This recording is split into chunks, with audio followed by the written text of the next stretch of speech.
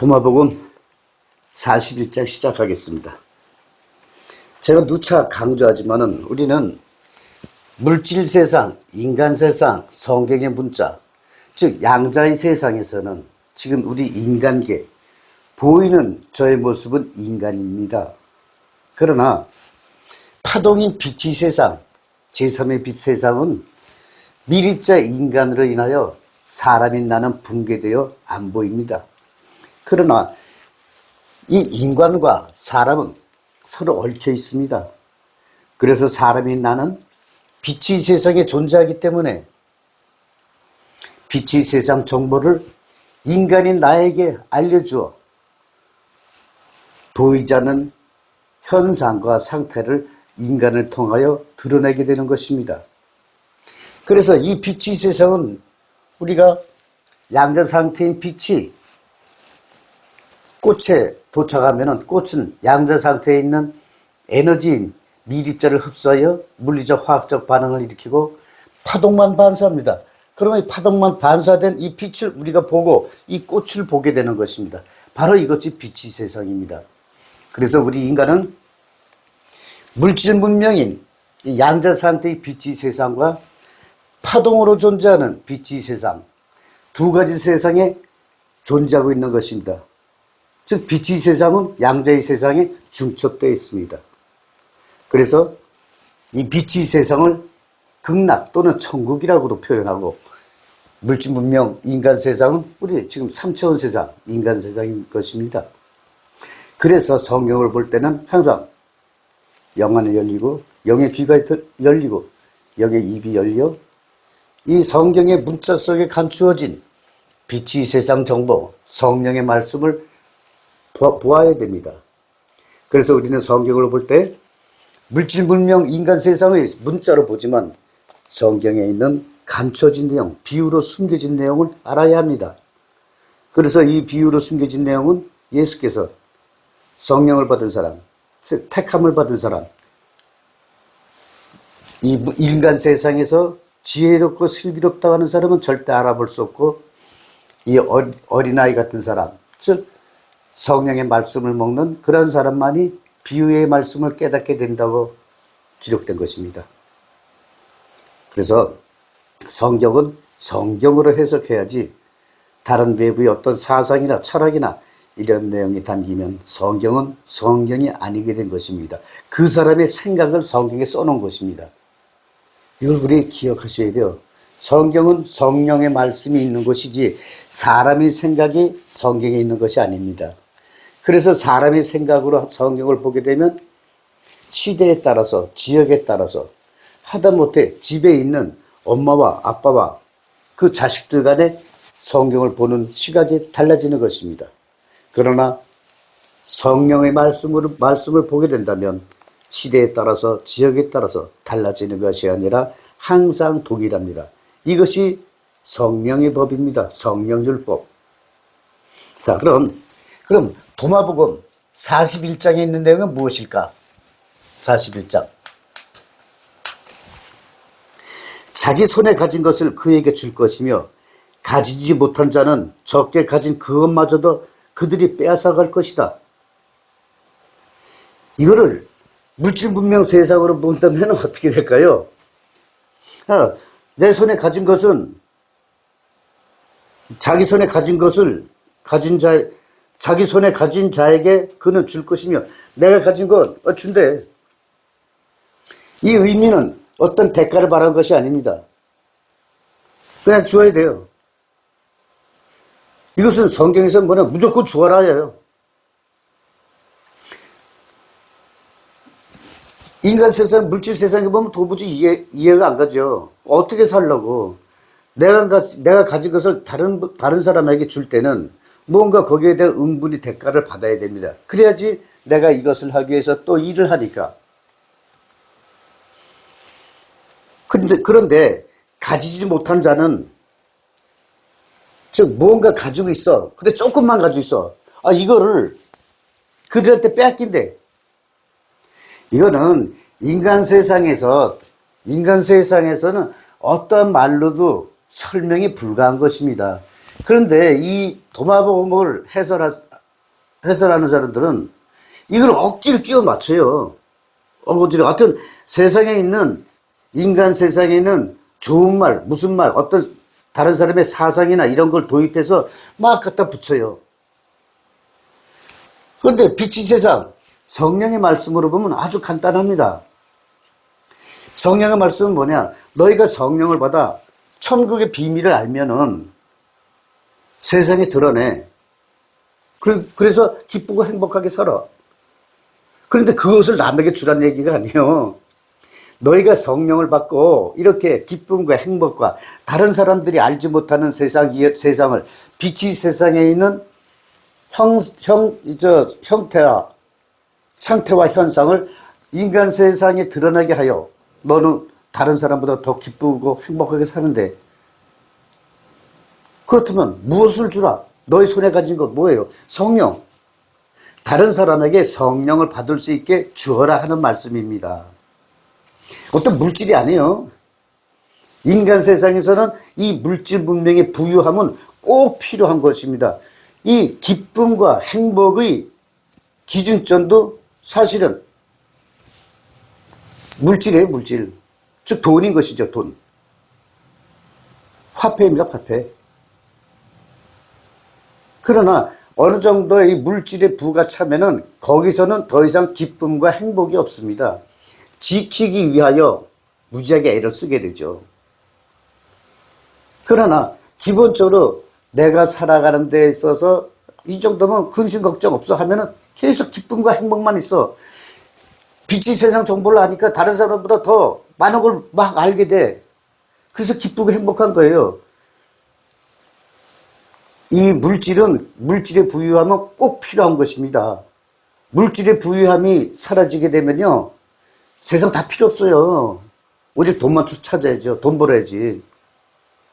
그래서 이 성경 여기서 도마복음 41장에는 자기 손에 가진 것은 남에게 주어라. 이거는 뭐냐? 내가 가진 성령을 다른 사람이 나처럼 성령을 받을 수 있게 전해라. 이 뜻입니다. 그럼 그 사람은 성령을 받고 자기 나름대로 자기의 어떤 인간이 발달된 뇌세포를 깨워서 자기 전문 분야가 있습니다. 자기가 좋아하는 분야. 거기에서 기쁨과 행복을 찾는 것입니다. 그 얘기예요. 그래서 이거는 물질 문명 세상 이야기는 해석이 불가능합니다. 그리고 적게 가진 그것만 가지지 못한 자는 성령을 가지지 못했어. 성령을 가지지 못했어요. 적게 가진 자는 가진 그것마저도 그들이 빼앗아갈 것이다. 이게 무슨 얘기예요?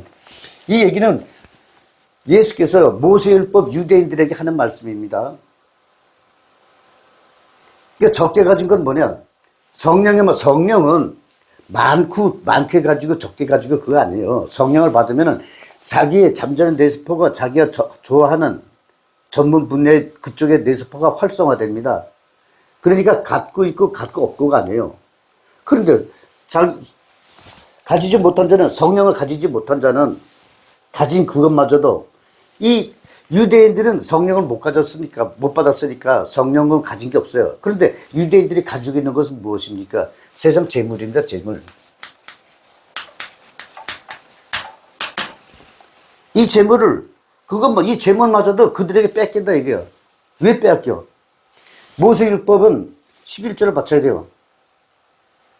그래서 사람들이 무슨 무수히 많은 절기마다 뭘 갖다 바칩니까?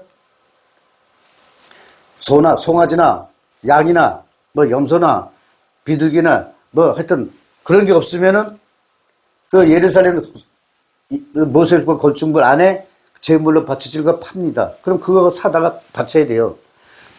그 제물을 뺏기는 거예요, 이게. 우리 지금 있는 교회 11조 바쳐야죠. 11조만 하나요? 무슨 교회 성전 건축 기금, 무슨 차량 운영 기금, 무슨 기금에서 하다 보면은 한 30% 정도 뺏겨요. 그 말씀이에요, 이게. 성전은 너의 마음이 있고, 너는 성령과 대화하면서 해라. 그래서 교회라는 존재는, 교회는 성령의 말씀을 가르치는 것입니다. 그럼 교회도 존재를 해야 되면, 교회도 존재를 하려면 교회 운영 자금이 필요해요.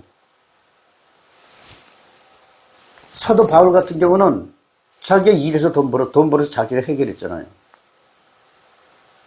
이게 교회 운영 자금은 11조니 뭐니 무슨 헌금 또 주일마다 또 헌금 돌리고 11조는 따로 있고 주일 헌금 따로 있고 무슨 특별 헌금 따로 있고 뭐 따로 있고 하여튼 복잡 무지하게 많아요. 그래서는 안 된다는 얘기예요. 교회 운영 자금이 있으면 운영위원회에서 그쪽 성도들에게 야 교회 운영 자금이 이렇게 필요하니까 이렇게 하자. 목사들도 뭐 이거 가르친다고 돈 받지 말고요. 일하세요, 일. 성령을 받으면은 내가 어떤 말을 할까 하는 걸 성령께서 다 알려줍니다. 거기에 맞게끔. 그 교회 운영 작업 이런 건 그 교회 운영 모임에서 해요. 그리고 교회에서의 가르침, 이 불가나 교회에서 가르치면 뭡니까? 인간이 어떻게 살아야 된다는 거, 이걸 가르쳐요. 그런데 인간이 어떻게 살아야 된다는 건 부모님이 더 잘 알아요. 교회나 성당이나 절에서 가르치는 건요, 사는 방법 가르치면서 돈 받지만은, 그러나 나의 부모님은 그걸 내가 희생하면서 가르쳐요. 몸소 실천해서 보여주고. 그래서 저 지난번 강의 시간에 말씀드렸지만 이 세상에서 가장 훌륭한 스승님은 부모님입니다. 부모님. 학교는 지식을 알려주는 것이에요. 우리가 인간이 사는 목적은 기쁨과 행복이라고 그랬습니다. 이게 진리예요, 이게 진리. 그래서 이걸 찾기 위해서 막 수행하고 고행하고 그런다 그랬죠. 그런데 교회에서 가르치는 것은 기쁨과 행복을 어디서 찾아요? 물질 세상에서 가르칩니다. 이 물질 세상의 가르침은 부모님, 학교 선생님, 이거면 끝이에요. 교회에서 뭘 배워요? 절에서 뭘 배웁니까? 그리고 깨달음. 제가 성철 스님이 입장하실 때 산은 산이요, 물은 물이로다. 이걸 아침산, 점심산, 저녁산 이걸 하면서 결국에 뭐냐 말씀드렸었죠. 결국 산은 말씀, 물은 나. 아침에 본 나, 어린애 얘기했을 때 본 나는 모습이나, 물론 물질 형태는 애기에서 중년으로 늙어가면서 인간의 모습이 변하지만 그 생각하는 그거는 발달하지만 결국에는 깨달음이 없는 거예요. 내가 지금까지 뭘 살고 어떻게 살고 죽으니 어떻게 되고 우리 인간의 삶의 본질이 뭔가, 이런 깨달음, 이것은 모르는 거예요. 이건 몰라, 교회도. 그럼 교회에서 배워야 될 것은 오로지, 교회는 물질 세상. 그래서 교회는 뭐냐면 이게 있어요. 교회 목사, 신부, 수녀님들 어떻게 해요? 이 목사들은 예수처럼, 신부님도 예수처럼, 그리고 수녀님은 성모 마리아처럼 다 이 예수와 관련 있어요. 그런데 예수는 뭐냐면 너희는 나를 따르지 마. 성령을 따라라 그래요. 이 성령의 사도들을 보세요. 성령의 사도들이 예수의 말씀을 따르나요? 아니요. 예수와 함께 있을 때는 예수가 위대한 왕이 되길 기다렸고, 성령을 받은 후에는 야, 우리 예수께서 인간의 모습으로 있었을 때 가르침은 뭐냐? 성령의 말씀, 이 빛이 세상을 알려줬구나. 그래서 성령의 사도들은 죽음도 기뻐하면서 모세율법과 부닥친 겁니다. 그런데 현재 이 교회는 뭐예요? 모세율법과 예수의 말씀이 짬뽕 돼가지고 본인들도 헷갈려요. 성경을 보면서요. 본인들도 해결을 못해. 왜냐? 예수가 나는 전장하러 왔다. 그리고 아버지와 아들이 아버지와 그리고 며느리와 시어머니와 엄마와 딸이 서로 전쟁하게 시키기 위해서 왔다 그래요. 이걸 어떻게 해석할 거예요, 이거를? 성령께서 무엇을 알려주는가? 이 메시지를 통해서 무엇을 알려주는가? 그걸 알아야죠. 그래야지만 우리가 아하 이래서 우리는 이렇게 해서 성령을 받아서 잠자는 데 세포를 깨우고 보이지 않는 현상과 상태를 우리 인간 세상에 드러내요. 기쁨과 행복으로 사는 거나 이걸 깨닫게 되는 거예요. 교회에서는 이 빛이 세상 이야기가 없습니다. 그래서 세례 주는 거, 물세례, 지금도 물세례 하죠.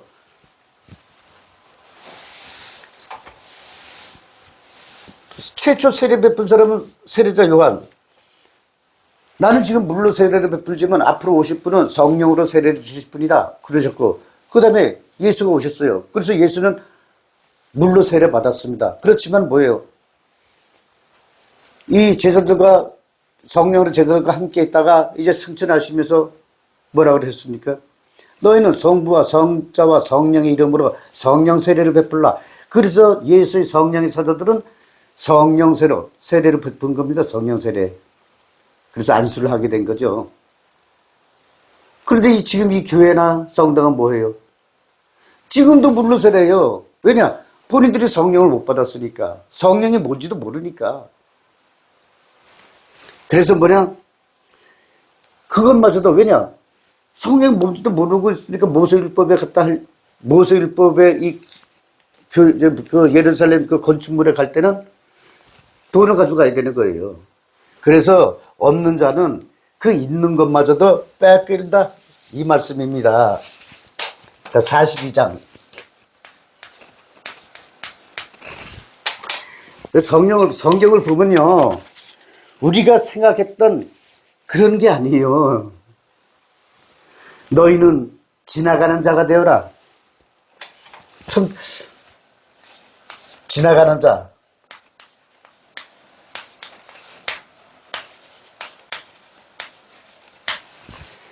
이거를 해석하려고 무지하게도 애를 써요. 온갖 철학이 다 동원돼.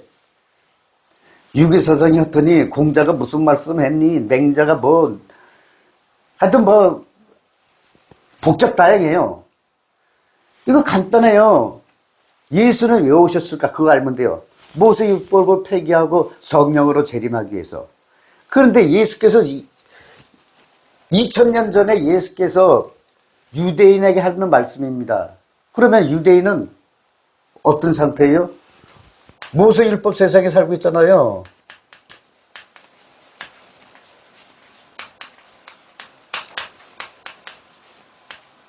죽은 고기 태워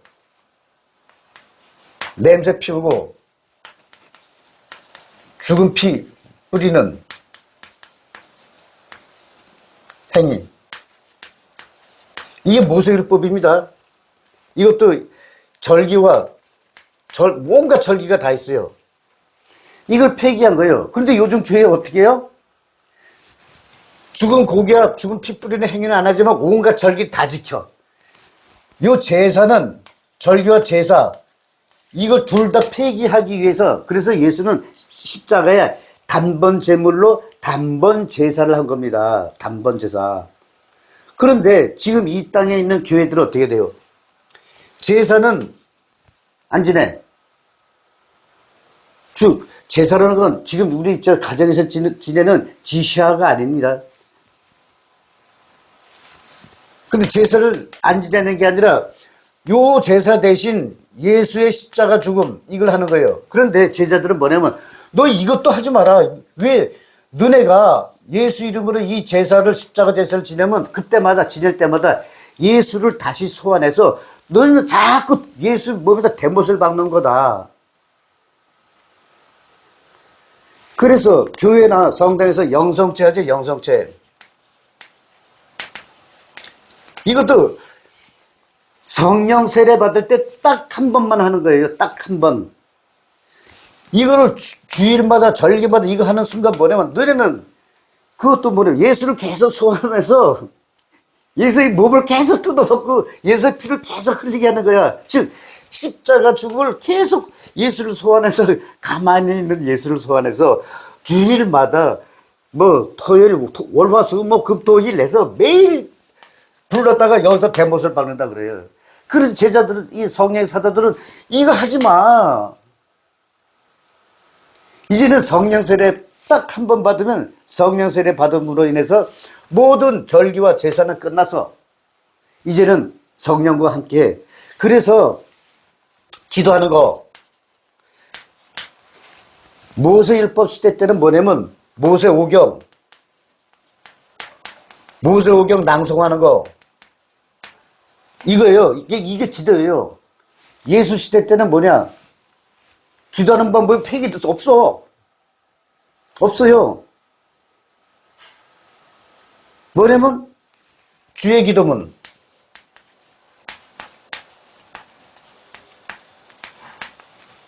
모세오경 낭송에서 주의 기도문 낭송으로 변했습니다. 그러다가 이제 성령의 사도들이 성령을 받았을 때 그때는 뭐냐 기도가 성령과 대화가 기도인 것입니다. 기도가 이렇게 달라져요. 성령과 대화하는 게 주의 기도문 주시는 게 뭐예요?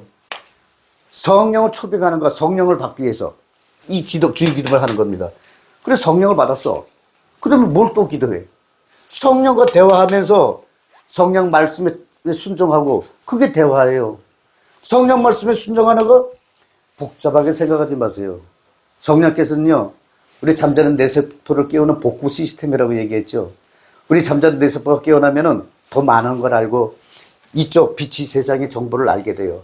그러면 우리 사람이 알게 되면 인간에게 딱 센터링 하죠. 그 영감을 떠올리게 해서 알려줘. 그러면 인간은 뭐냐, 그 영감으로 떠오른 것으로 기쁘고 행복하게 해서 인간 세상에 드러나게 하는 거예요. 그것이 바로 성령과의 기도입니다. 그렇다 보니 예수는 지나가는 자 되어라. 바로 모세율법을 지나가라 이거예요. 모세율법 세상을 지나가는 자가 되어라. 모세율법 이 세상에 관심을 두지 말고 성령을 받아라 이 얘기입니다. 뭐 복잡한 철학 없어요. 쉽죠? 성경은 이렇게 간단합니다. 그다음에 43장 제자들이 예수께 말하기를 스승님은 어떤 인간이기에 이런 말씀하십니까? 제자들은 알아듣지 못해요.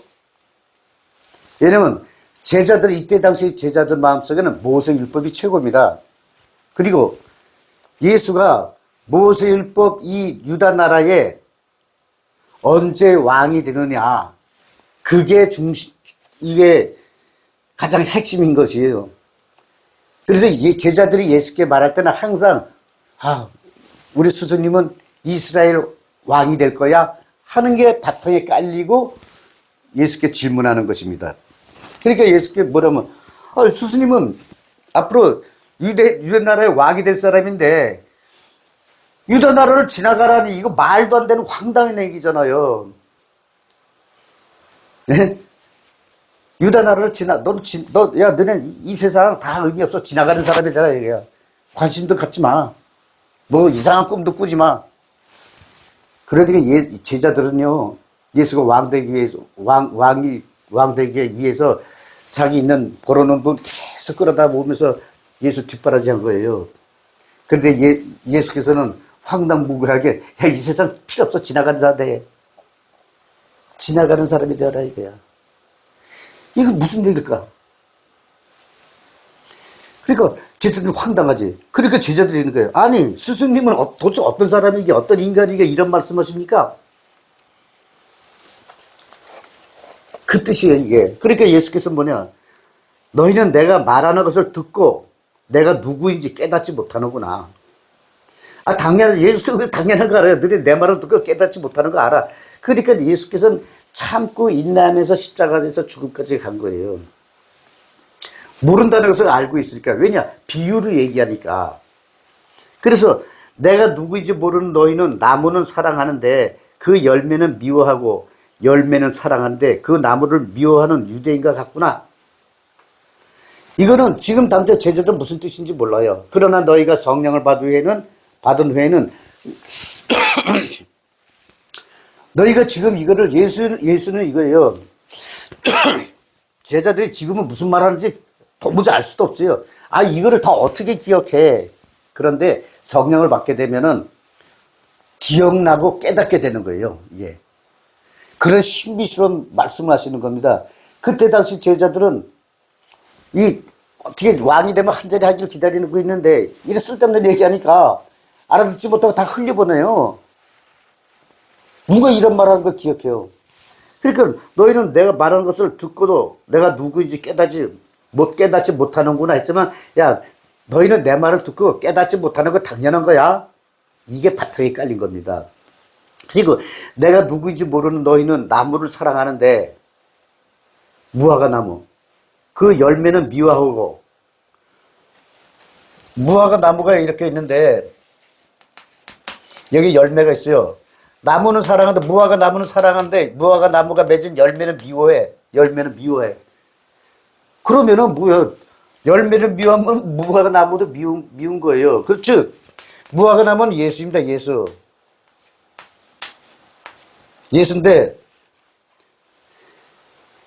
무화과 나무는 미워하고, 또 근데 한편은 또 열매는 먹을 수 있잖아요. 당장 먹을 수 있잖아요. 열매는 열매는 사랑하는데 그 나무는 미워하는 유대인과 같구나. 열매는 사랑해. 먹어. 나무는 미워해. 예수는 미워하는 거야. 예를 들어 예수가 모세율법과 같은 말을 하면은 유대인들은 예수를 사랑해. 근데 예수는 뭐냐? 절대 모세율법 얘기를 안 해요.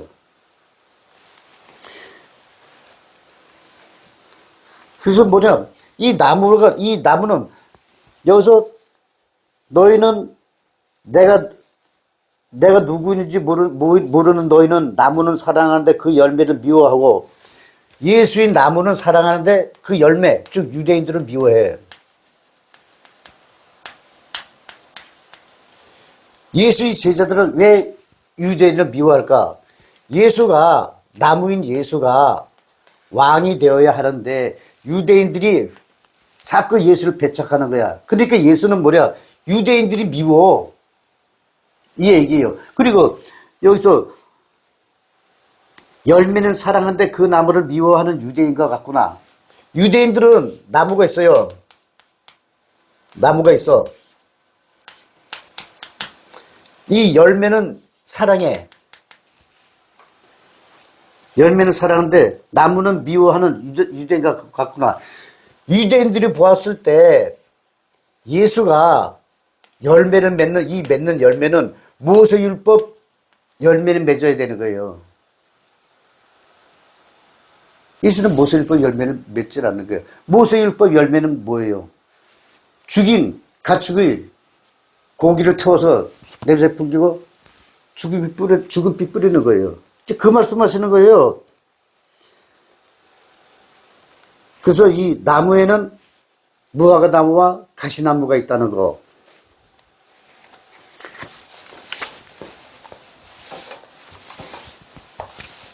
(44장) 아버지를 모독하는 자는 용서받을 것이다. 그리고 그 아들을 모독하는 자도 용서받을 것이다. 그러나 성스러운 영을 모독하는 자는 땅에서나 하늘에서도 용서받지 못할 것이다.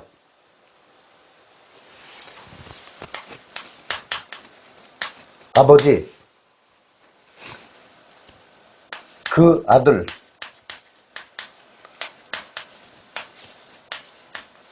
모독하는 자, 이제는 용서받아요.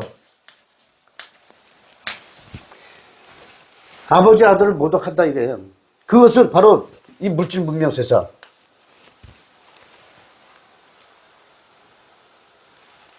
왜냐, 지금 이 법에는, 그래서 꼭 십계명을 알아야 되는 거예요, 십계명. 십계명은 선악의 십계명과 생명의 칠계명이 있어요.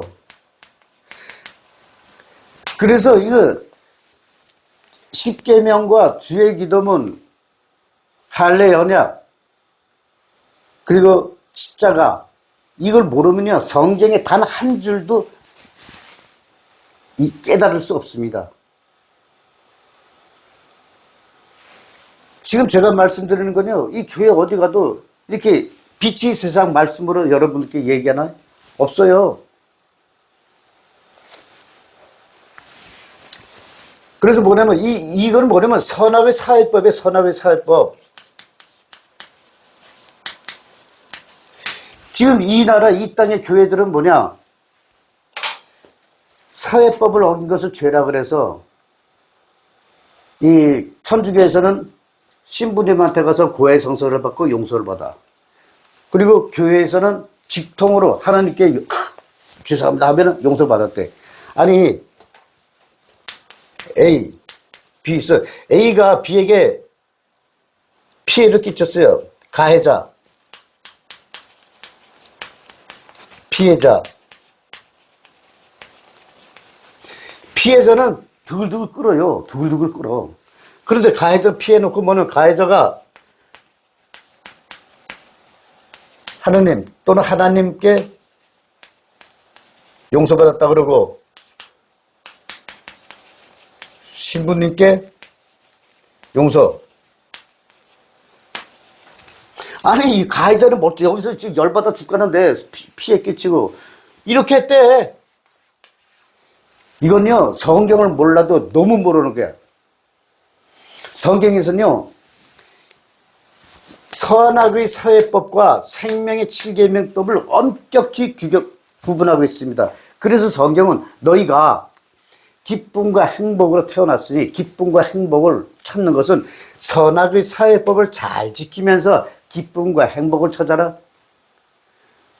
그래서 성경에 재미있는 게 살인하지 말라. 십계명에 살인이 있어요. 그랬더니 요즘 무슨 교회야? 거기서는 군대도 안 가죠? 군대도 안 가. 이 살인이라는 것은 물질 세상에서 봤을 때 그 살인이야. 그러면 이 나라를 누가 지켜? 그러나 성경에서 살인은 예수를 믿고 성령을 받아 죽은 영이 생명을 받아서 성령을 받고 인간 세상에서 인간에게 기쁨을 주고 그러면 인간이 기쁨과 행복으로 막 잘 살면 내 영은 인간이 기쁨과 행복을 먹으면서 성장하여 육신이 죽은 후 천국으로 돌아가는 것. 그래서 뭐냐 성령을 받지 못하게 하는 것이 영적인 살인. 그 성경은 영적인 이 세상 살인을 말하는 것입니다. 육적인 살인이 아니라.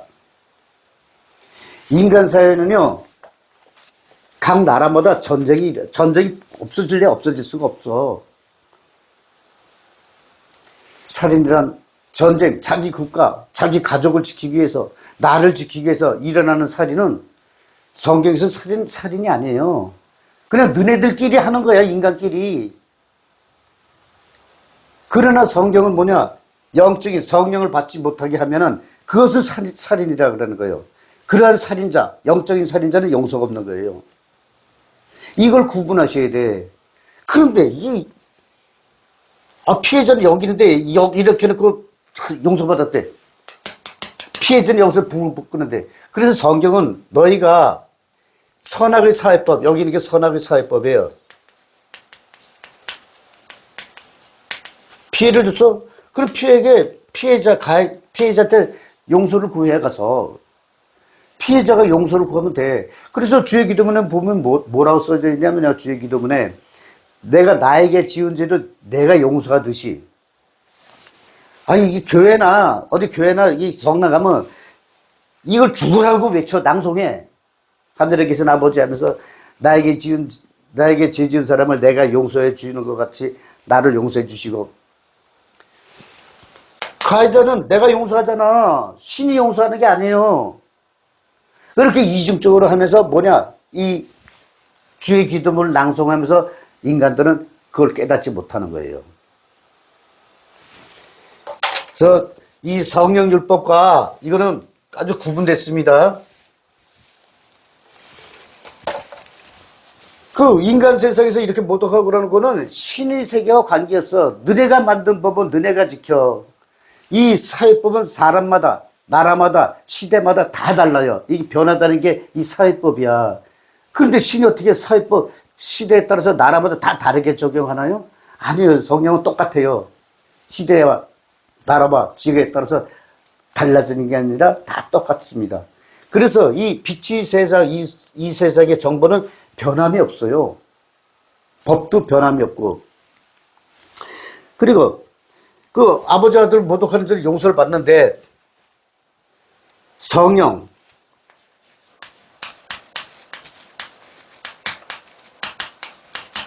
성스러운 영인 성령을 모독하는 자는 이 땅에서와 천국에서 용서가 없다. 성령 모독죄. 그런데 이 성령을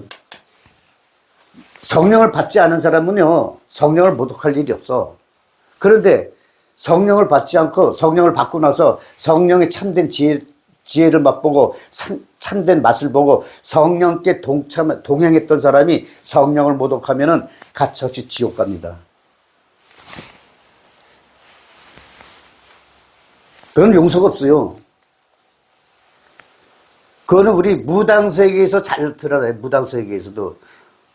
이 만신이요, 자기 신령님과 대화를 하면서 모든 이 행위를 하면서 기쁨과 행복으로 살고 육체적으로는 부를 향하여 가고 뭐 그렇게 생활하는데 이분들은 하나는 자기가 모시는 신에서는 엄격합니다. 신께서 자기가 좀 잘못하면 신께서 질투하시고 외면하시고 그러기 때문에 절대 실수를 안 해요. 신을 자기 생명처럼 모십니다. 그런데 모세율법 유대인들은 어떻게 해요? 성령? 헌신장처럼 처리합니다. 헌신장. 지금 이 시대에 살고 있는 우리 인간들 성령이 뭔지 몰라요. 그래서 성령 모독할 일은 없습니다. 그런데 문제는 나는 신을 안 믿어. 그건 안 믿는 걸로 끝나면 돼요. 그런데 신을 믿지 않으면서 신이 필요 없네. 신은 어디다 주네 마네. 신은 죽었네 맞네. 이런 얘기 하잖아요. 미안하지만 그런 분들은 지옥은 안 가. 환생했을 때, 인간이 환생할 때는 환생의 기준표는 뭐냐면은 저울이 있어요. 선악의 육신으로 살면서 선한 일, 악한 일, 선한 일이 많으면은 행복한 인간으로 환생을 하고 악한 일이 많으면 그 대가를 치르게 되고 좀 어렵게 생활해요. 그런데 살아서 신께 모독을 하는 사람들은요, 아주 그냥 쥐어 터지게 힘들게 환생합니다. 이 그 얘기예요. 그래서 성경은 이 10계명을 모르면은 성경이 단 한 줄도 알아들을 수가 없어. 그 10계명은 필수입니다. 필수. 주기도문 필수. 십자가의 의미 필수. 할례의 언약을 알아야만 비로소 성경의 흐름을 알 수 있게 됩니다. 자, 45장.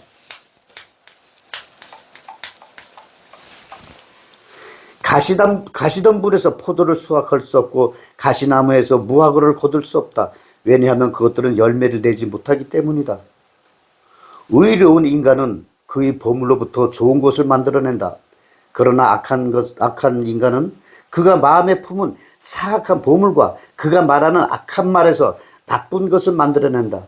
왜냐하면 그의 마음에 가득 차고 넘치는 것으로부터 나쁜 것을 만들어내기 때문이다. 이걸 인간 세상 이걸로 해석을 하려면요. 아주 답답하고 답답해. 가시덤불에서 포도를 수확할 수 없고, 당연한 거지. 가시덤불에서 어떻게 이 포도를 수확할 수 있어요? 안 그래요? 그리고 가시나무에서 무화과를 거둘 수 없다. 더 당연한 거지. 가시나무에서 어떻게 무화과를 선택해? 무화과 열매를 맺어. 그 엉겅퀴에서 포도가 나기를, 가시나무에서 무화과 나기를 기다리는 사람이 멍청한 거지. 이 멍청한 얘기를 성경에 이렇게 써놨어. 물질 문명, 인간의 눈으로 보았을 때. 그런데 우리는 여기서 엉겅퀴, 가시덤불, 이거는 모세율법 유대인입니다. 모세율법 유대인. 엉겅퀴는 지난번에 얘기했죠. 엉겅퀴는 열매를 맺긴 맺는데 먹을 수 없는 열매. 가시덤불은 이건 아예 맺을 수 없고, 그래서 이거는 유대인입니다. 이거는 유대인. 가시덤불은 누구냐? 이스라엘. 이거는 뭘로 알 수 있냐면요. 제가 가시나무는 모세, 무화과는 예수. 이걸 설명했었습니다. 이 가시나무, 모세를 따르는 자들은 이스라엘에 있어요. 그리고 신약성경에 들어와서 이 남이스라엘은 이 바빌론의 느부갓네살 왕이 이스라엘 그냥 좀 폭삭 망하게 하고 심판하고 다시 신께서 나의 백성으로 만들려고 해서 이제 그 가시덤불을 벗어났어요. 그런데 이 유대인들이 계속 파괴된 모세율법 건축물을 다시 원상복구하려고 엄청나게 노력하잖아요. 복원 작업을. 그래서 이 엉겅퀴라고 불러요, 유대인에겐. 그냥 성령 말씀을 주려고 이때가 아담 시대 때입니다. 그래서 이 성경의 역사를 알아야 되는데 뭐냐? 노아의 950살, 950년. 이거는 BC 2000년부터 BC 1050년. 사울이 왕될 때까지. 그 다음에 사울, 다윗, 솔로몬 120년. 이것은 BC 150년부터 BC 930년. 이게 사람이 다스리는 120년. 그 다음에 아담 930년. BC 930년부터 BC 1년까지. 이게 예수 6살. 제가 이거 설명드렸죠. 이게 가장 기초적인 연대기예요. 그 노아 때 포도원을 농사를 지었다. 이거. 노아 때 노아가 포도원 이스라엘을 선택했다.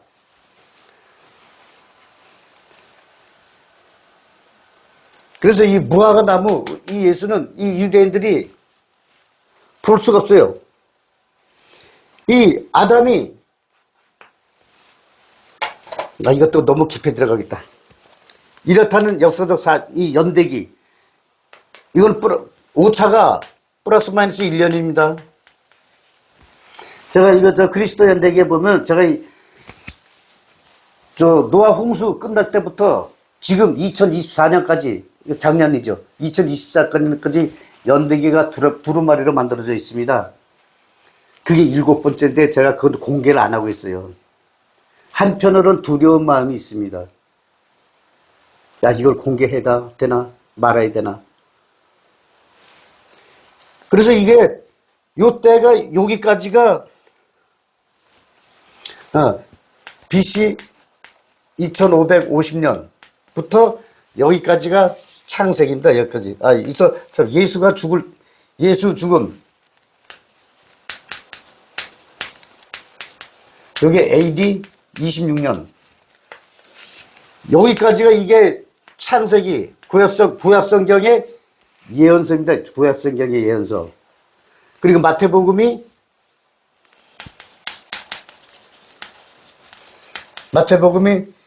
BC 2160년부터 AD 2024년까지 이것이 마태복음의 예언서입니다. 이게 사람의 눈으로 보면은 이게 이렇게 될 수 있나 그래. 실제 성경 언어 비유 사전을 대입해서 보면요, 제가 지금 이렇게 성경 도마복음을 해석하듯이 해석하면 정확히 이게 나옵니다. 정확히. 연대의 오차 한도는 플러스 마이너스 1년. 그런데 공식적으로 한다면 뭐냐? 또 트집자 필까봐 플러스 마이너스 5년 이래요. 그러나 플러스 마이너스 1년입니다. 저는. 이거 가끔 거다 제가 이렇게 설명하는 건 여러분들께서 관심 좀 가지시라고.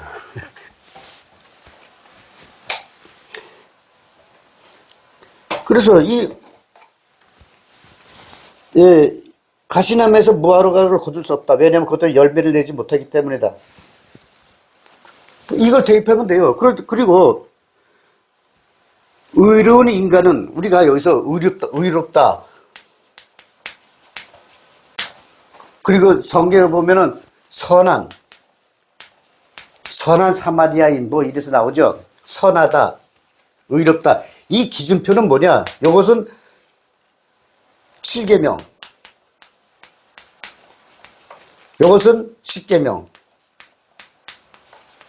즉 선한 마리아인 이런 사람들은 천국 못 와요. 오직 의로운 사람만이 올 수 있어요. 성령과 동행하는 사람을 의롭다 해요. 의로운 사람이라고 그러고. 그리고 노아 같은 경우는 당대의 최고의 의로운 사람이 노아다 그러잖아요. 노아. 그리고 성령과 동행하는 노아 이러고. 그 선한 사람은 뭐냐? 십계명을 잘 지킨 사람이 선한 사람이에요. 그래서 여기서 보면 의로운 인간은 그의 보물로부터 좋은 것을 만들어낸다. 의롭다 하면 7계명을 잘 지켜서 성령을 받은 사람.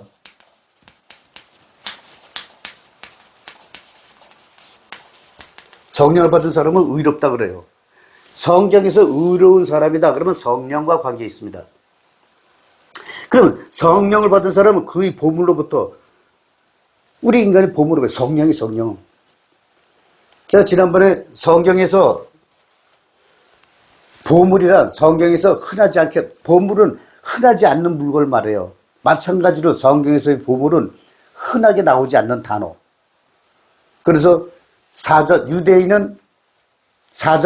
유대인을 가리킨다. 그래서 그 성경에 찾아보면 사자는 유다다 하는 말은 3번이가 그렇게밖에 안 나와요. 그리고 야곱은 어미 뱃속에서부터 신을 배반할 줄 알았다. 그래서 유대인들아, 너희가 들어도 듣지 못하고 보아도 볼 수도 없고, 그런 이유는 너희가, 이스라엘이 어미 태로부터 내가 배반한 줄 알았기 때문이다. 이사야서. 그러니까 이 의롭고 선의 기준은 성령율법과 선악의 법, 생명의 법과 선악의 법, 십계명이라 이걸 기준으로 하는 거예요. 그러나 악한 인간은 선한 인간의 십계명을 잘 지키는 거고, 악한 인간 십계명을 잘 안 지키는 거. 그러니까 뭐냐면 악한 인간은 성령을 받을 수 없잖아요. 그러니까 악한 인간은 뭘 받아? 모세율법을 받았어. 그래서 악한 인간은 마음에 품은 사악한 보물과 그 악한 인간, 유다인들, 뭐가 악해? 마음에 품은 모세율법. 모세율법의 유대인들의 보물은 모세율법이에요. 의로운 사람의 보물은 성령이고, 그래서 보물과 그가 말한 악한 말에서 나오는 나쁜 것을 만들어낸다. 모세율법을 지키기 위해서 말하는 말들은 모두가 다 나쁜 것이다. 왜냐면 그의 마음에 가득 차고 넘치는 것으로부터 나쁜 것을 만들어내기 때문이다. 그래서 예수는 모세율법의 모든 절기와 제사를 폐기하기 위해서 십자가에 못 박혀 죽어주신 겁니다. 예수가 죽은 게 아니라, 예수는 죽은 게 아니에요. 죽어주신 겁니다. 그 날, 그때, 그 시간에 죽어야만 했던 예수입니다. 그래서 모든 것을 비유로 말씀하신 겁니다. 비유로 말씀하시지 않았으면 예수는 그 때가 되기 전에 죽었고, 제자들이 비겁하지 않았으면 제자들 다 죽었습니다. 제자들은 유대인이 보기에는 제자들이 어떤 것 같아요? 산식 이하의 멍청한 인간들이에요. 제자들은 예수가 왕 되기 위해서 쫓아다녔단 말이에요. 그러니까 유대인들이 봤을 때, 모세법 유대인들이 봤을 때 성령이라는 건 몰라. 그러니까 예수 하나만 죽이면 이 버러지 같은 인간들은 다 도망갈 거 뻔해. 그래서 예수 하나만 죽였어요. 예수가 십자가에 못 박혔을 때 제자들 한 놈도 안 나타났어요. 다 도망가고 예수를 따르는 여인들만 있었지. 성경 그 보세요. 그 정도로 예수는 제자들을 비겁하고 겁쟁이했어요. 제가 14일간 마태복음 속에 빠져들어서 거기서 예수와 제자들과 생활하는 모습을 보고 있었는데, 진짜 이 예수 앞에는 당당하고 예수가 뭐 하면 와 그러는데 예수만 없으면요 모세율법 유대인들 눈치 자자자자 봤어요.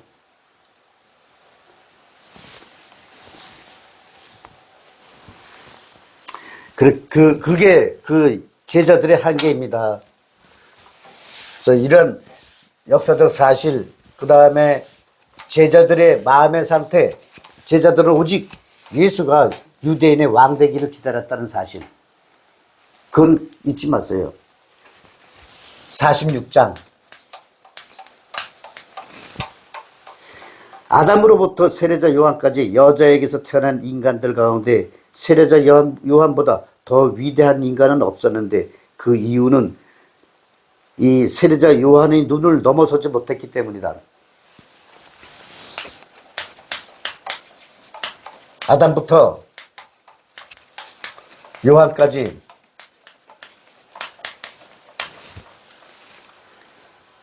태어난 인간,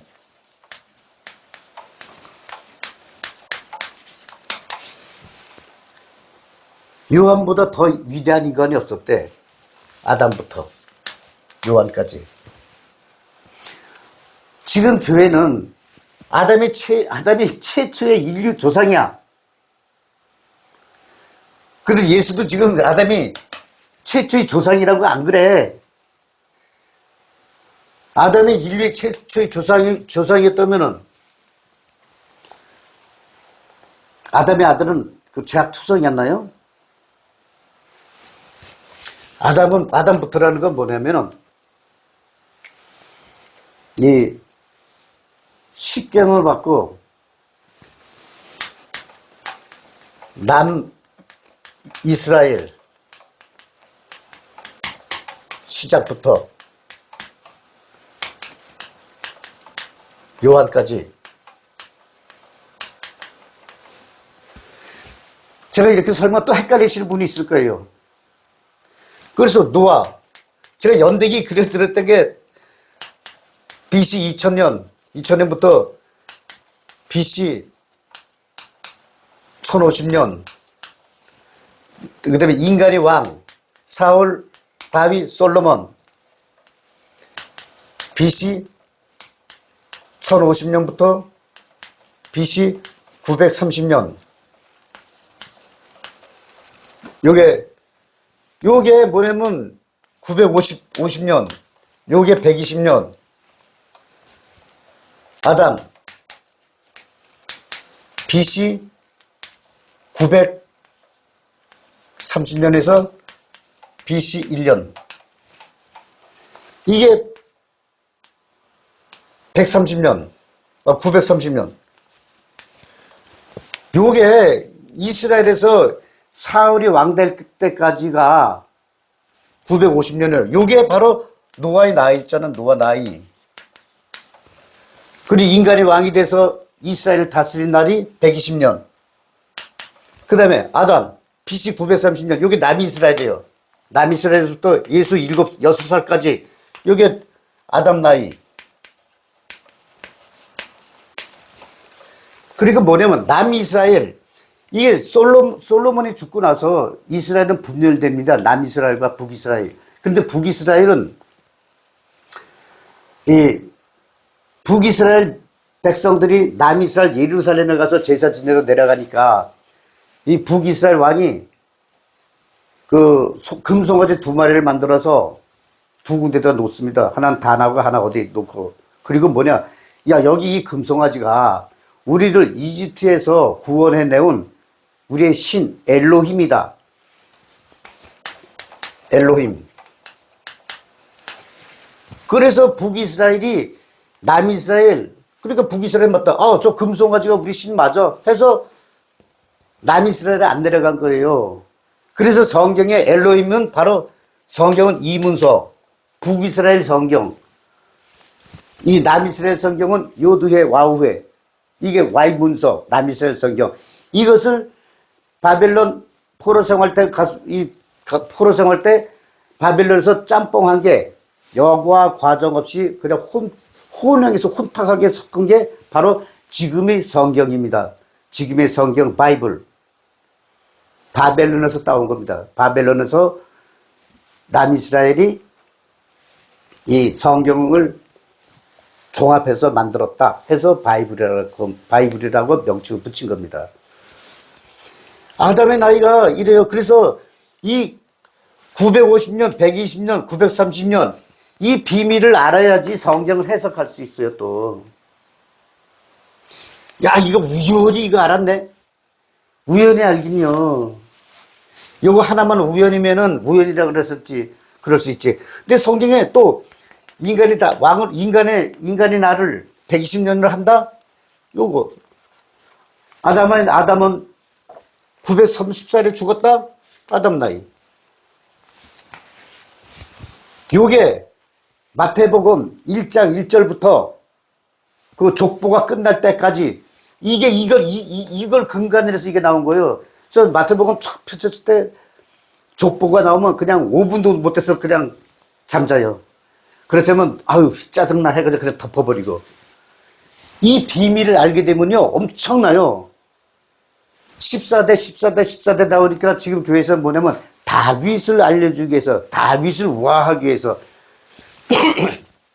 다윗은 제가 지난번에도 얘기했지만 10계명은 솔로몬은 이스라엘의 왕이신 하나님을 쫓아냈고 다윗은 10계명을 짓밟았고 솔로몬은 사람의 마음이 성전인데, 유대인의 마음이 성전인데, 이스라엘의 마음이 성전인데, 성전은 모세율법에 있는 이 건축물이고, 그래서 신의 성전까지 빼앗아간 게 솔로몬이에요. 그래서 솔로몬의 성전이란 바로 예루살렘이란 모세율법 건축물. 그래서 예수는 뭐냐? 저 솔로몬에 만든 저 건축물은 강도의 소굴이야 그러잖아요. 이 흐름을 알아야지, 전체적인 거. 남이스라엘 시작부터 요한까지는 그 아담 때부터는 바로 이겁니다. 요한까지는 요한보다 더 위대한 인간이 없었다 이거예요. 왜? 요한은 예수가 성령님을 알아보았어요. 그래서 다른 사람들은 요한의 눈을 넘을 수가 없었기 때문이다. 그러나 내가 말해주리니 너희 가운데 그 왕국을 알게 된 인간은 아무리 작은 인간이라도 세례자 요한보다 더 높게 될 것이다. 이걸 하면서 우리 이걸 알아야 돼요. 성령을 받아야만 천국에 간다 그랬어. 네? 저는 누차 그렇게 얘기했어요. 근데 예수가 죽어야지 성령으로 다시 오는데 세례자 요한은 그 전에 목이 잘려 죽었어요. 그럼 세례자 요한은 성령을 못 받았으니까 천국에 올 수 없지. 인간의 눈으로 봤을 때. 그런데 세례자 요한의 죽음을 잘 봐야 됩니다. 그때 당시 대제사장의 딸, 이름이 깜빡 생각이 안 나는데, 그 제사장의 딸이 세례자 그 어미한테 뭐라 그러냐면, 딸이 그 어미한테 세례자 요한의 목을 베어서 쟁반에 담아오라고 그럽니다. 이제 그 헤로디아가 제 아버지 앞에서 춤을 이쁘게 잘 췄어요. 그러니까 그 왕이 저 헤로디아 딸에게, 야, 너의 소원을 말해봐. 그랬더니 헤로디아가 세례자 요한의 목을 베어서 쟁반에 담아서 가져오라 그럽니다. 그렇게 했어요. 그래서 쟁반에 담아서 가져왔는데, 우리 여기서 한 가지 알아들어야 될 게 있어요. 참수영을 한다 그래서 참수영을 하면 목을 자르서 쇠꼬챙에다가 목을 걸어놓습니다. 머리를. 그런데 여기서는 뭐냐? 쟁반에 담아와요. 이게 무슨 뜻이냐면은, 머리는 그리스도다. 성경에 머리는 그리스도. 왜? 이 영과 성령께서 내 머리에서 중첩되어 있으니까. 그럼 머리는 그리스도라고 기록되어 있어요. 그래서 머리는 그리스도고 몸뚱아리는 뭐예요? 세례자 요한의 몸뚱아리는 육신은 모세율법으로 태어났습니다. 모세율법.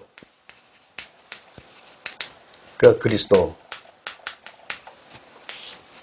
성경에서 처녀는 성령을 받을 사람, 성령을 받을 수 있는 조건을 갖춘 사람입니다.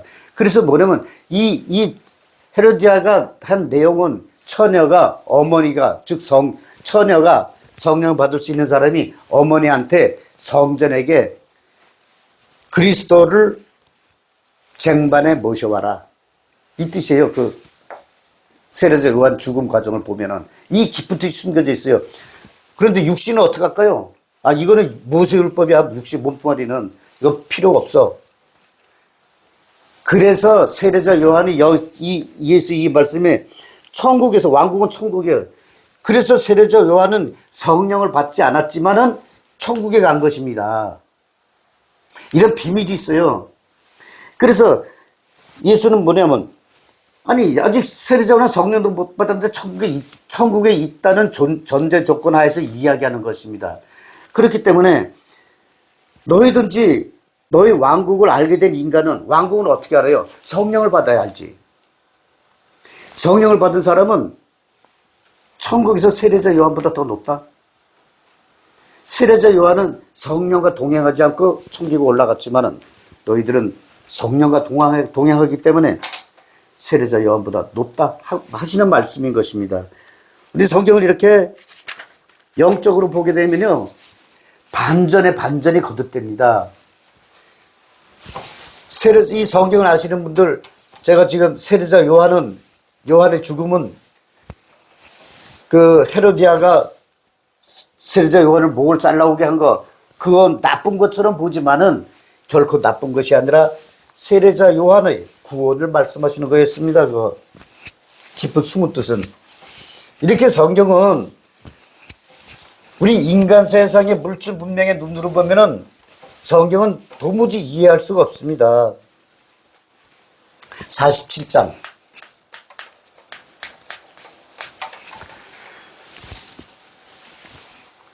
한 인간이 두 마리의 말을 탈 수 없으며 두 개의 활을 동시에 잡아당길 수도 없으며 한 종이 두 주인을 섬길 수도 없는 것은 하나를 공격하면 하나는 모욕감을 느낄 것이기 때문이다. 어떤 인간일지라도 오래된 포도주를 마신 후 즉시 새 포도주를 마시려고 하지 않으며 인간들의 새 포도주를 낡은 가죽 부대에 넣지 않는 것은 낡은 부대가 찢어지기 때문이다. 그리고 오래된 포도주를 새 부대에 옮겨 넣지 않는 것은 포도주가 부패하여 새 부대를 못 쓰게 되어버리기 때문이고, 낡은 헝겊으로 새 옷을 깁지 않는 것은 낡은 헝겊이 터져 새 옷 자체가 망가지기 때문이다. 한 인간이 두 마리 말을 이거 당연하고, 한 인간이 두 마리 말에 동시에, 이거 동시라는 의미입니다. 설사 또 나무에 탔다 그래요. 그런데 두 개의 활을 여기 동시에 잡아당길 수도 없으며 두 개의 활을 동시에. 이거는 뭐냐? 두 말을 딱 말에 올라타가지고 활 두 개를 동시에. 활이란 관역을 향하여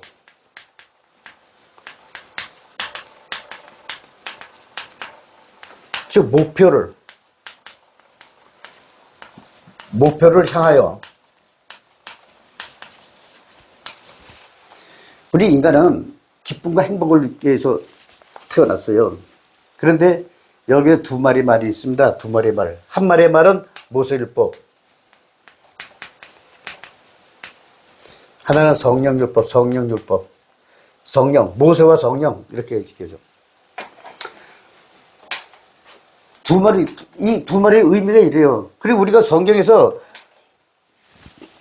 요한계시록에 보면 검은 말이 나와요. 검은 말.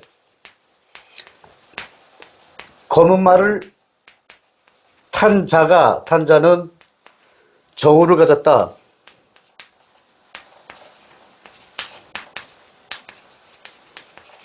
요한계시록 저 해설을 이렇게 해보면은 저는 그래 요한계시록 해설집을 저는 안 냈어요. 왜냐면 저는 제가 이 책 7권 쓴 책으로 저는 끝납니다. 왜냐면 나머지는 성령, 저희에게 오신 성령 받으신 분이 해설집을 또 쓸 수 있게 하려고. 검은 말을 탄 자는 저울을 가졌다. 그런데 검은 말이 뭘까? 일단 말이라는 의미는 천사를 얘기해요. 천사. 천사는 성령께서 부리는 종이에요. 즉 성령 받은 사람.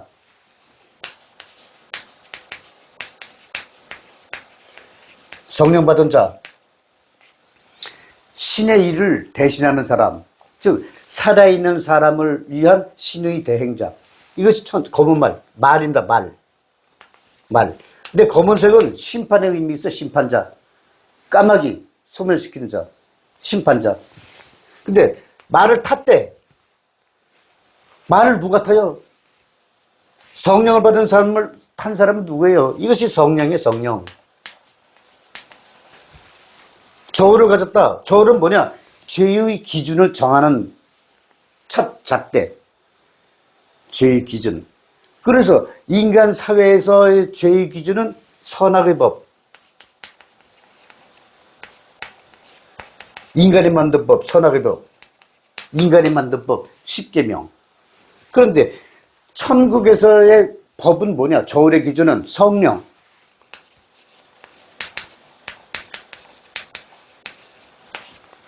이래서 이런 것을 생각을 들고 여기서 이제 말을 이제 보는 거죠. 말은 두 마리 있는데 우리가 유대인 2000년 전 유대인이 있을 때는 거기는 뭐예요?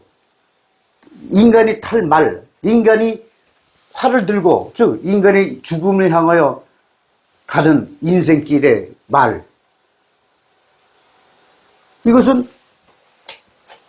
나 자신인데 내가 자신한테 무엇이 있느냐? 모세율법의 옷을 입고 있는 말과 그리스도 옷을 입고 있는 말 두 마리의 말이 있는 것입니다. 근데 이 두 말을 동시에 탈 수가 없어요. 왜냐하면 하나는 죽음으로 인도하고 하나는 생명으로 인도하는 것이기 때문에. 그리고 활 두 개를 또 쏠 수도 없어. 하나는 죽음을 향하여 가는 내 인생길을 쏘아붙이는 거고 하나는 영생을 위해서 천국을 향해 가는 화살이고 그 두 개를 동시에 쏠 수 없다는 말씀입니다. 이게 한 종이 두 주인을 섬길 수도 없는 것은 하나를 공경하면 하나를 모욕감을 느낄 것이기 때문이다. 그렇죠. 똑같죠. 맞죠. 어떤 인간일지라도 오래된 포도주를 마신 후 즉시 새 포도주를 마시려고 하지 않으며 왜냐면 오래된 포도주 이 포도원은 이스라엘인데 이스라엘 포도주 이게 이 교회에서 보는 포도주라 하니까 이거 술이라 그래요. 포도주라는 의미는 술이라는 의미가 아니에요. 이스라엘이 신께 드리는 제물 이스라엘이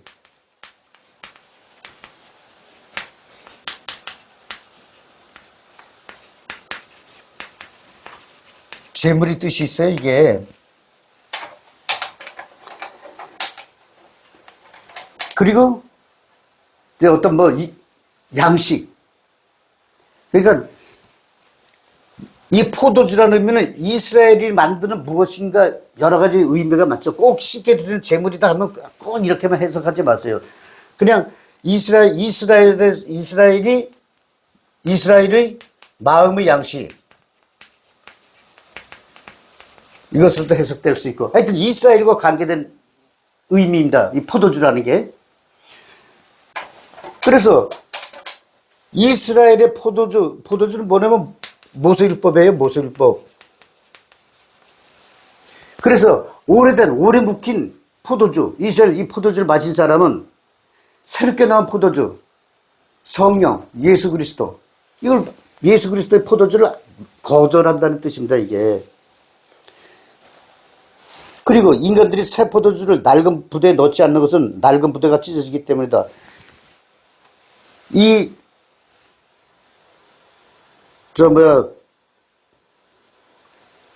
낡은 가죽 부대. 오래된 모세율법을 담은 것은 포도주의 발효 상태만큼 이미 이 낡은 부대는 부패되어 있는 상태예요. 이제 어떤 강도, 견딜 수 있는 그 힘이 부족한 상태죠. 여기다 새 포도주를 넣으면 어떻게 돼요? 새 포도주가 이제 발효되기 시작하면 가스가 나와요. 그리고 이 낡은 부대는 터집니다. 그래서 낡은 부대, 새 포도주는 새 부대에 담아야 된다는 거예요. 그건 뭐냐? 새로운 민족을 선택해서 마음을 새롭게 해서 즉 모세율법을 비운 후에 새 포도주 담고 모세율법을 버리고 그리스도 옷을 입고 이 뜻입니다. 그리고 오래된 포도주를 새 부대에 옮겨 놓지 않는 것은 포도주가 부패하여 새 포도가 못 쓰게 되어 버려지기 때문이고, 이거 포도주 의미 똑같고요. 그다음에 낡은 헝겊으로 새 옷을 깁지 않는 것은 낡은 헝겊이 터져 새 옷 자체가 망가지기 때문이다. 낡은 헝겊은 뭐예요?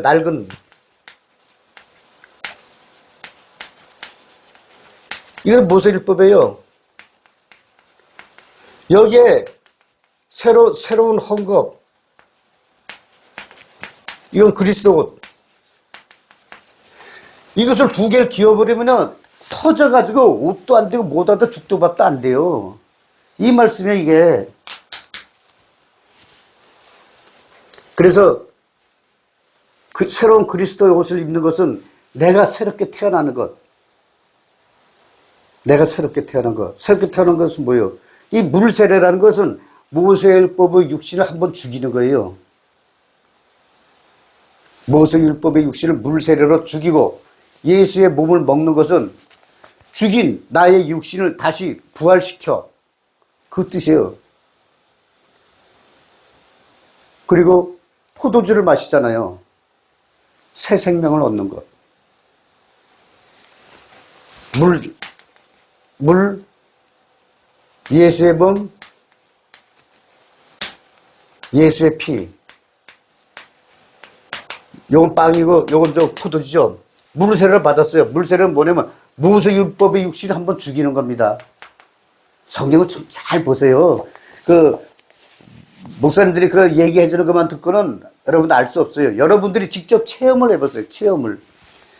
물세례는 이 모세율법 육신을 한번 죽이는 겁니다. 죽이면 어떻게 돼요? 다시 살아나야죠. 그게 예수의 몸을 먹고 다시 살아나는 것입니다. 그리고 살아나면 뭐해? 모세율법으로 생명이 없으니까 예수의 피로서 생명을 받는 것이에요. 그래서 예수의 몸은 예수의 피를 성령이라고 그러는 거예요.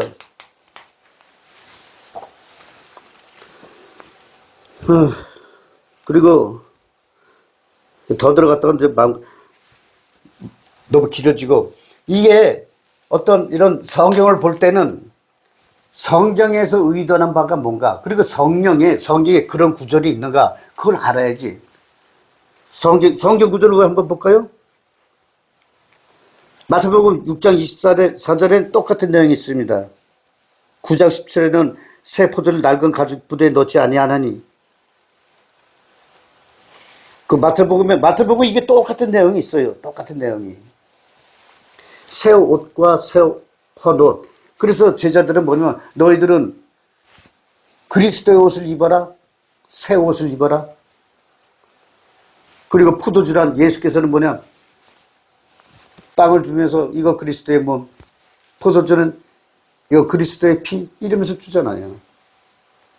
그래서 포도주와 어떤 이 말 이런 의미를 화의 의미를 정확히 좀 알고 이 빛이 세상으로 성경을 보시면 되겠습니다. 그다음에 48장.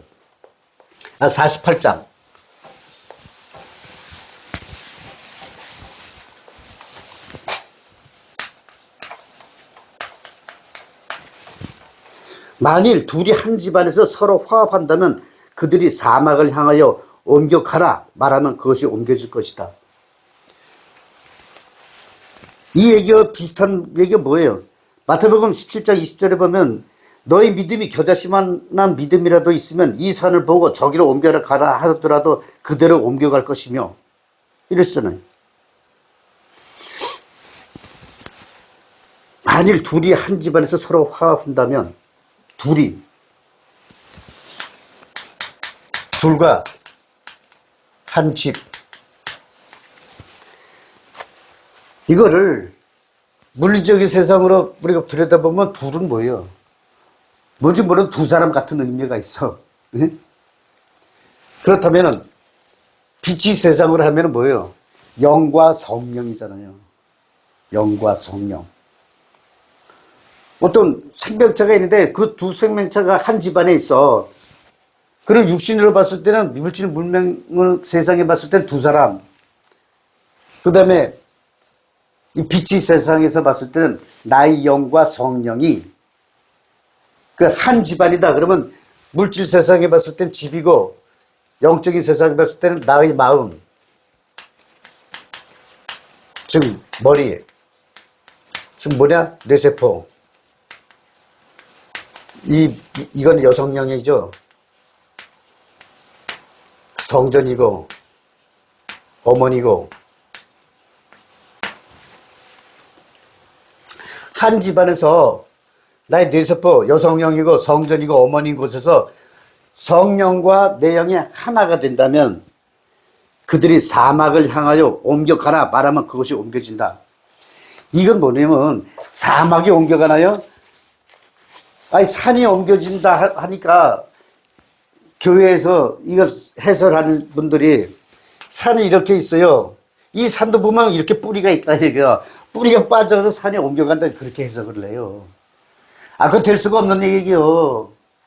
산이란 말씀이고 모래는 말씀이 없는 것이고 이 말씀이 없는 것 모래 산은 말씀이라고 제가 누차 강조했잖아요. 산, 바다, 바위, 돌 산은 말씀입니다. 말씀. 근데 산이 없어요. 바위도 안에 모래밭이야. 사막이.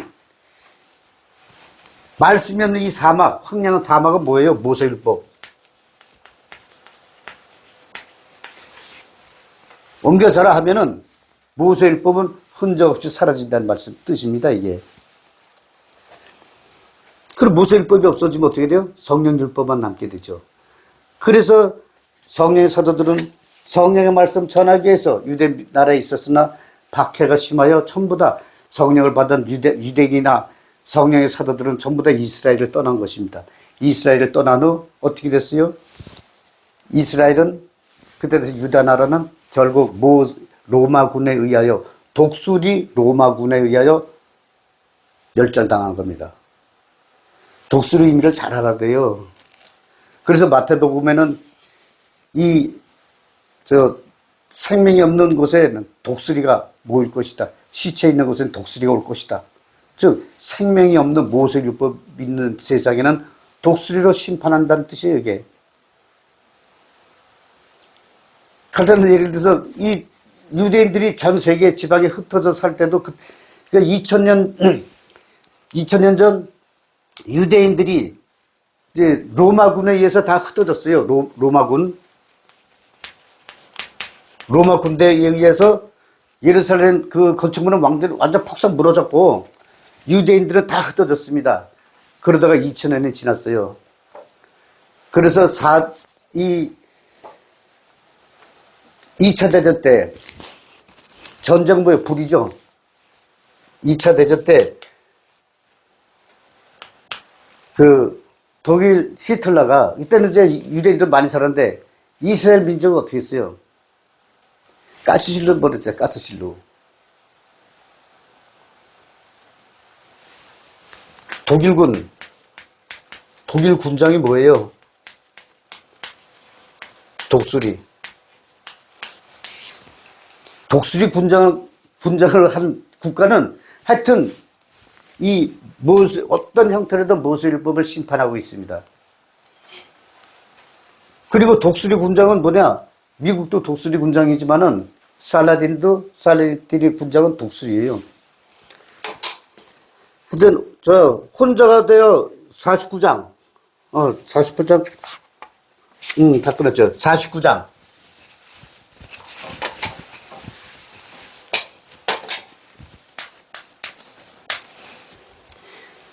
혼자가 되어 선택받은 인간의 복이 있으리라. 그러면 너희가 그 왕국을 찾게 될 것이다. 왜냐하면 너희는 그곳에서 왔으니 그곳으로 돌아가기 때문이다.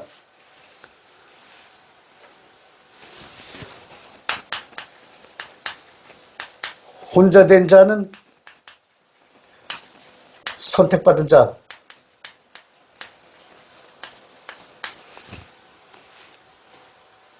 그러면 왕국을 찾고 찾는데 너희는 왕국에서 왔고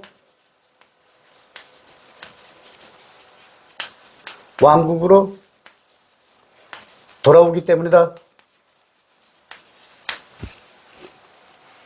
이 혼자 된 자 했을 때 제가 도마금 지난번 강의에서 너희가 죽은 것을 먹겠다. 그러니까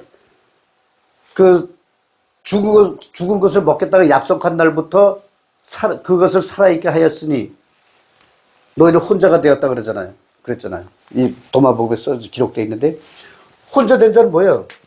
너희가 지금 이스라엘은 그때부터 모세율법을 마음에 품고 있었습니다. 마음속에 오직 모세율법이에요. 모세율법이 하늘이고 모세율법이 땅인 것입니다. 성경이 기록으로. 그런데 혼자가 되려면 어떻게 해요? 모세율법을 버리게 되면 혼자가 된 자입니다. 혼자 된 자. 혼자가 된 자는 선택을 받은 자다 이거예요. 모세율법을 버린 자는. 그럼 선택받은 자는 뭐예요? 선택받았다는 뜻은 성령을 받는다는 얘기예요. 성령을 받은 자. 성령을 받게 되면 어떻게 돼요? 빛이 세상을 알게 돼요. 빛이 세상을 알게 되면 내가 죽은 후 빛이 세상으로 돌아가는구나. 어떻게 해서 돌아갈까?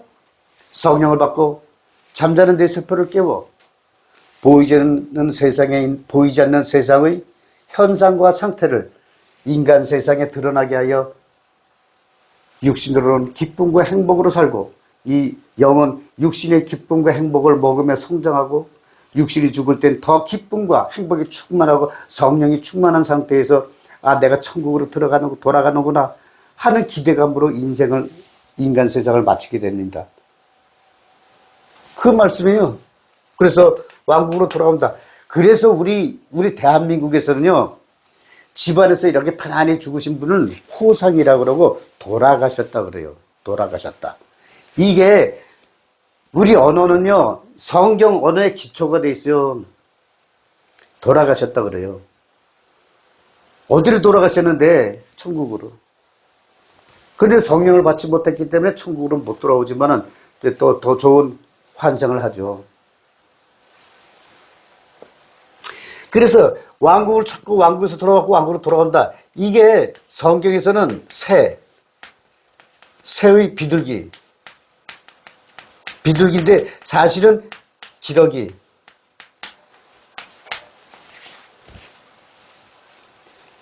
뭐 백조든 뭐든 이 말 뜻이에요.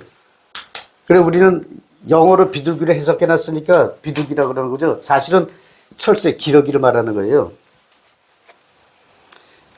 그래서 이 49장의 내용은 혼자가 되어 선택받으려면 어떻게 돼?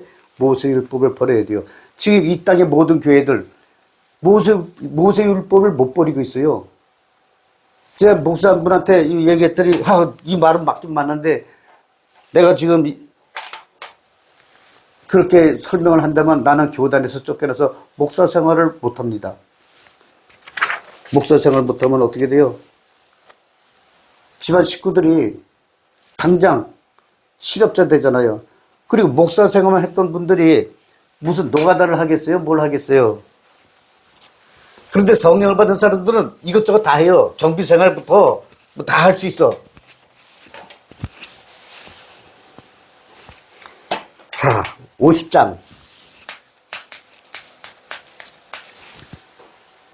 만일 그들이 너희에게 너희는 어디서 왔느냐고 물으면 그들이란 모세율법 유대인들을 말합니다. 이렇게 대답하라. 우리는 빛으로부터 왔으며 그곳은 빛은 스스로 존재하며 그 빛은 자신의 형상에 따라 스스로 나타내는 것이다. 이것은 제가 빅뱅이 그런 한 점의 빛 제2강 그 설명할 때 드렸던 내용입니다. 빛은 존재하는 건 이거예요. 빛. 그래서 빛 양자 상태 이 퀀텀의 세상에서는 빛의 형체가 있느냐 없느냐, 빛의 형태,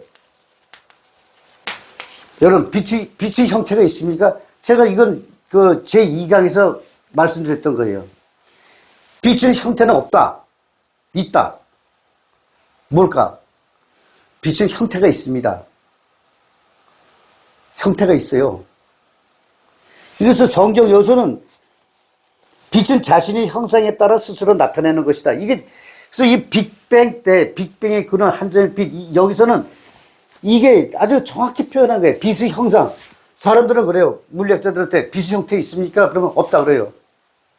양자상태의 빛이야. 근데 안 보인대. 그러나 빛은 형태에 따라서 자신의 모습을 드러내. 여기에 빨간 분필이 왔어요. 그럼 이 빨간 분필이 빛의 형태야. 지우개 왔어요. 그럼 이게 지우개가 빛의 형태예요. 즉, 이 빛은 어떤 특성이 있냐면은 미립자를 흡수하여 물리적, 화학적 반응을 일으키고 파동을 반사합니다. 즉, 파동을 반사하는 게 칼라죠. 보이게 하니까. 빛은 안 보이는데 물질이 있으면 우리가 보이게 해요. 그래서 빛은 보이는 형상에 따라 스스로 나타나는 것이다. 이거예요. 이해가 가세요? 제가 나타났어요. 그럼 빛의 모습은 접니다. 근데 제가 싹 없어졌어. 그럼 나의 모습은 없어. 그럼 빛의 나의 모습은 없어진 겁니다. 그런데 이렇게 또 짠 나타났어.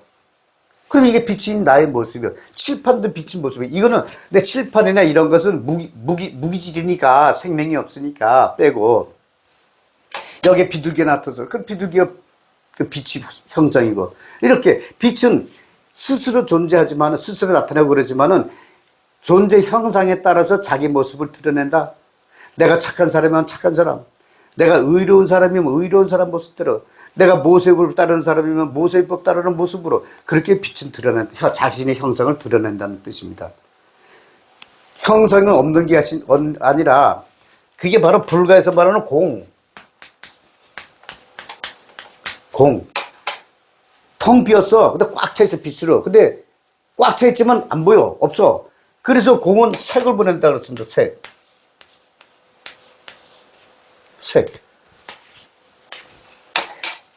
나타나는 순간 색으로 드러나는 거예요. 그래서 이 공과 색을 깨달음을 주기 위해서 그전에도 미륵이 있었고 지금도 미륵이 있고 앞으로 미륵이 온다. 그런데 미륵은 곧 예수예요. 예수. 그래서 빛의 신비는 그렇습니다. 그리고 다시 유대인들에게 너는 누구인가 물으면 뭐라고 대답해? 나는 빛의 아들이며 살아계신 아버지의 선택받은 인간이다. 하나 하늘에 계신 아버지예요. 그래서 빛의 아들이에요. 빛의 아들. 빛이 세상을 알기 때문에 사람, 여기는 사람 세상이잖아요. 나는 사람이야. 근데 니들은 안 보이지만 붕괴돼서 인간이 나의 모습으로 인하여 사람은 붕괴됐어. 그렇지만 사람은 있어. 그 얘기예요. 또 그들이 너에게 묻기를 너희 안에 존재하는 너희 아버지의 증거는 무엇이냐? 증거는 뭐냐고 물어봐요. 당연하죠. 나는 살아계신 아버지 아들이야. 그랬더니 너희 아들, 너희 아버지, 저 성령이란 분은 너희 아버지의 증거는 무엇이냐? 아버지는 살아 움직임과 안식을 함께 하시고 계시는 분이다. 제가 안식이라는 일이라는 데 대해서 말씀드렸죠. 안식일. 예수께서는 뭐냐? 안식일을 너의 안식일로 만들어라. 그러면은 바로 그래요. 이때 당시에 예수께서는 이러한 것까지 다 설명하기는 제자들 이게 머리가 박 터져. 그래 안 돼. 간단하게 설명하고 제자들은 성령을 받고 행동으로 이렇게 성령의 말씀을 전했는데 이제는 시대가 변해서 양자역학이란 학문이 발달된 것입니다. 저도 양자역학을 몰랐을 때는 어떻게 표현할 줄을 몰랐어요. 답답하기만 했어요. 이걸 뭐 말로 표현해야 되는데 어떻게 표현이 잘 안 돼. 그러다 양자역학을 본 것입니다. 물론 이것을 다 표현해서 어떤 글로 써놓은 게 있어요. 그러나 참으로 힘들게 썼어요. 그러나 양자역학이 되면서 쉽게 모든 게 다 풀린 것입니다. 그래서 빅뱅의 근원의 한 점의 빛도 생명공학과 양자역학을 통해서 증명하고 드러난 현상과 상태를 통하여 실물을 보여드리게 된 것입니다. 살아계시나 살아 움직임과 안식을 함께하고 계시는 분이다. 제자들 보고 이렇게 얘기하라는 거예요. 그럼 살아계시고 안식을 함께하시는 분은 어떻게 드러내는데 바로 빛이 세상에 있는 정보를 인간에게 이 사람이 성령을 받으면 점점 뇌세포가 깨어나서 이 정보를 딱 알게 되는 거예요. 우리 인간의 뇌에는 엄청난 능력의 뇌세포인데 별의별 이 능력이 있어요. 근데 이게 다 잠자. 그 성령을 받아서 즉 우리 인간의 뇌는 인간의 복제품은 뭡니까? 컴퓨터예요, 컴퓨터.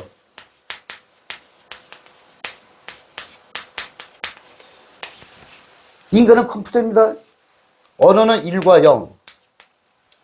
제가 항상 설명했을 때 물질 세상은 1이요. 파동 세상은 빛이 세상은 물질이 없기 때문에 0이다. 이 1과 0의 언어는 뭐예요?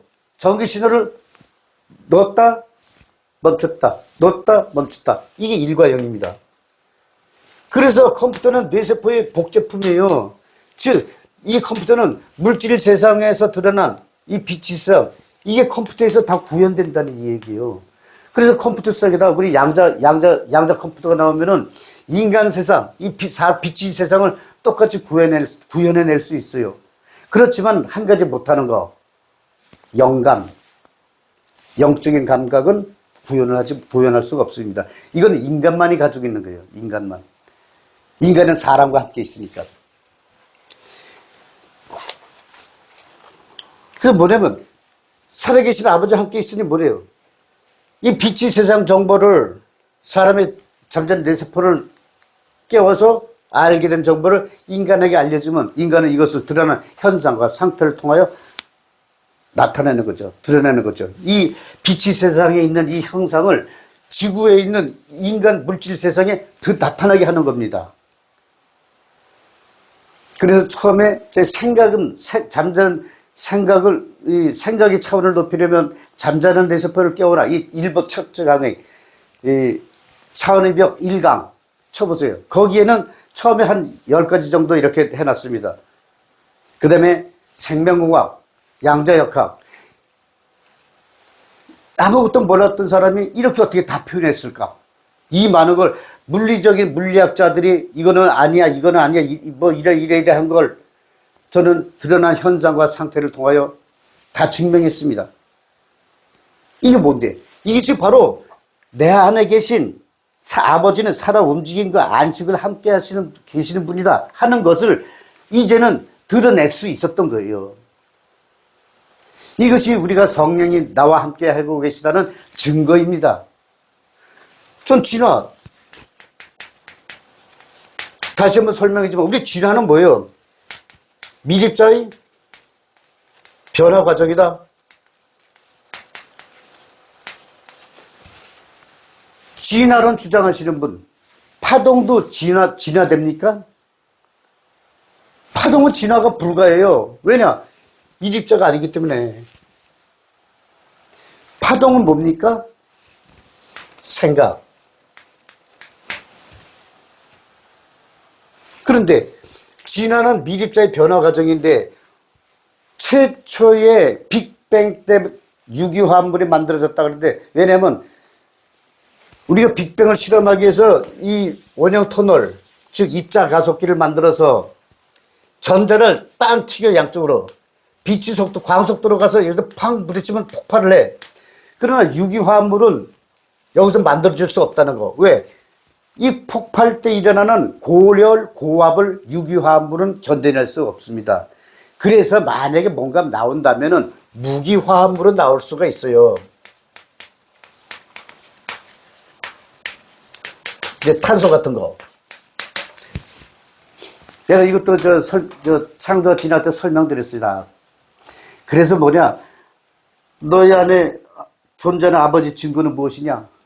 바로 안식하고 계신 성령께서 빛이 세상 정보를 나에게 알려주어 나, 즉 빛이 세상에 있는 나의 모습, 사람인 내가, 인간인 나에게 영감으로 떠올려 주게 주어서 나는 그것을 인간 세상에 드러나게 한 것이다.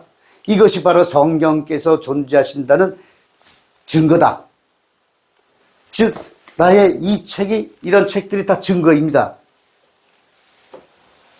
그래서 우리는 성경을 볼 때는 인간 세상이, 물질 세상의 것이 아니라 바로 성령을 받아서 성령의 말씀에, 성령이 영안이 열려 성령의 눈으로 보고 영의 귀가 열려 성령의 말씀을 듣고 영의 입이 열려 성령의 말씀을 전하는 것입니다. 오늘도 강의가 유익하시다면 구독, 좋아요 꾹